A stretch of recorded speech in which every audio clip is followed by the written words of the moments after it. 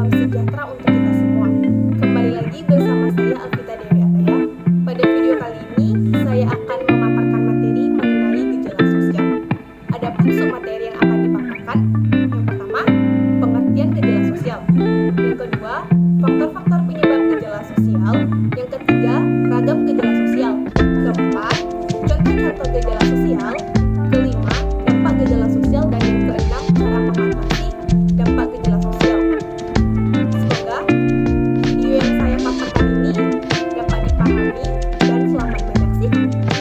Sebelum masuk ke paparan materi pertama mengenai pengertian gejala sosial, silakan lihat dan perhatikan gambar-gambar berikut ini. Dari gambar berikut ini, apa yang dapat Anda tangkap dan apa yang dapat Anda simpulkan? Nah, setelah melihat gambar-gambar tadi, maka apa yang dimaksud dengan gejala sosial? Gejala sosial adalah fenomena yang menandai munculnya permasalahan. Munculnya fenomena tersebut diawali karena adanya perubahan-perubahan sosial. Perubahan-perubahan sosial itu tidak dapat kita hindari, namun kita dapat mengantisipasinya. Nah, selanjutnya pemaparan submateri tentang faktor penyebab gejala sosial. Faktor penyebab gejala sosial ini ada dua. Yang pertama faktor struktural dan yang kedua adalah faktor kultural. Faktor struktural itu artinya gejala sosial terjadi karena adanya keadaan yang mempengaruhi struktur yang disusun oleh pola-pola tertentu. Sedangkan faktor kultural artinya gejala sosial itu terjadi karena adanya nilai-nilai yang tumbuh dan berkembang di masyarakat. Submateri yang ketiga, ragam gejala sosial. Ada 4 ragam gejala sosial. Pertama, ekonomi. Kedua, budaya. Ketiga, lingkungan alam. Dan yang keempat, psikologis. Selanjutnya, submateri keempat, contoh-contoh gejala sosial. Yang pertama ada kemiskinan. Kemiskinan terjadi dikarenakan ketidakmampuan seseorang untuk memenuhi kebutuhan-kebutuhan primer. Yang kedua, ada contoh dari masalah remaja. Masalah remaja ini ditandai oleh perilaku yang ingin melawan atau perilaku apatis.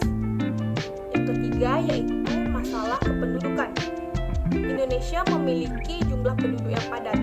Masalah kependudukan ini terjadi karena jumlah penduduk yang banyak dan pembangunan yang tidak merata.